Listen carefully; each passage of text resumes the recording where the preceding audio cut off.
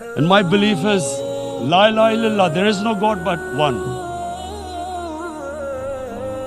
جب سے پاکستان وجود میں آیا ہے اللہ تعالیٰ نے بہت سے لوگوں کو حکومت دی، اسی میں سے عمران خان بھی ہیں جن کو اللہ نے حکومت دی ہے، اور پچھلے پاکستان کی تاریخ میں کوئی ایک حکمران ایسا نہیں گزرا جس نے یہ خواہش ظاہر کی ہو، یہ تمنا کی ہو، یہ ارادہ کیا ہو۔ ارادہ تو بڑی بات ہے، صرف خواہش ہی ظاہری کی ہو کہ ہم پاکستان کو مدینہ والی فلاحی ریاست بنائیں گے۔ موجودہ وزیر اعظم پہلے شخص ہیں جنہوں نے پہلی تقریر میں اس نظریے کو پیش کیا۔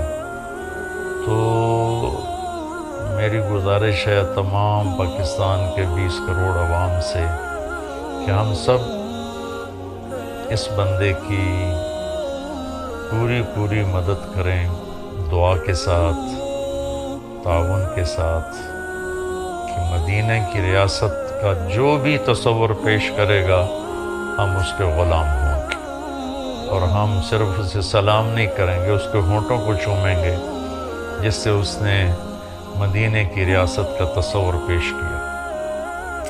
اور خان صاحب اللہ تعالیٰ ان کی زندگی میں برکت دے، یہ ہمیشہ اپنی قوت ارادی میں بڑے پکے رہے، پھر یہ 22 سال پہلے سیاست میں آئے، یہ تنہا تھے، اللہ نے ان کی قوت ارادی، محنت، وزیر اعظم بنایا۔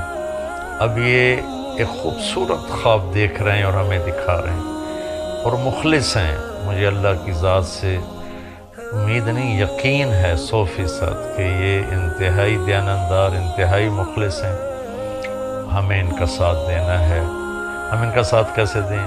کہ ہم بھی شروع ہو جائیں کہ سچ بولیں گے، جھوٹ نہیں بولیں گے، دھوکہ نہیں دیں گے، فراڈ نہیں کریں گے، ظلم نہیں کریں گے، جھوٹ نہیں بولیں گے، ملاوٹ نہیں کریں گے، رشوت نہیں لیں گے، کسی پر زیادتی نہیں کریں گے۔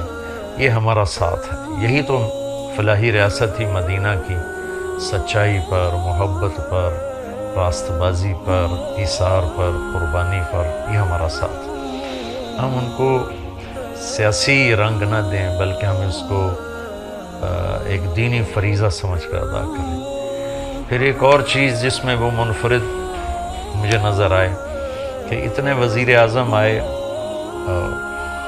عمران خان صاحب بھی وزیر اعظم ہیں، ان کے ساتھ خواتین اول بھی بہت ساری آئیں۔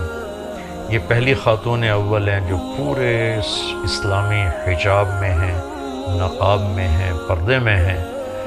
پورے میرے پاکستان کی خواتین کے لیے ان کی زندگی ایک پیغام ہے کہ اتنے بڑے منصب پر بھی پردہ کیا جا سکتا ہے۔ یہ بھی وہ ان دو چیزوں میں وہ اپنی مثال آپ